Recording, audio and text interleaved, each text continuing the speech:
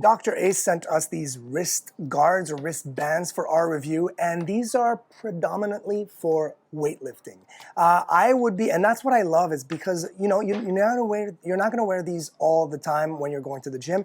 That's why this comes in really handy. Put this in your gym bag whenever you're ready to go. You need them. Boom, right and left. Super easy to obviously read where you want to go or which wrist you're gonna use them. And look at this.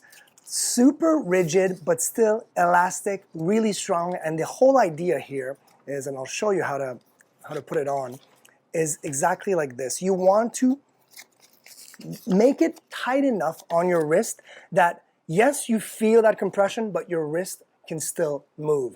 And the idea here is, when you are powerlifting, if you're heavy lifting, you don't want that strain on your wrist. You want to use those muscles, that chest, and all that stuff. So obviously, this is super, super helpful to give you that support that you all need, that we all need, really.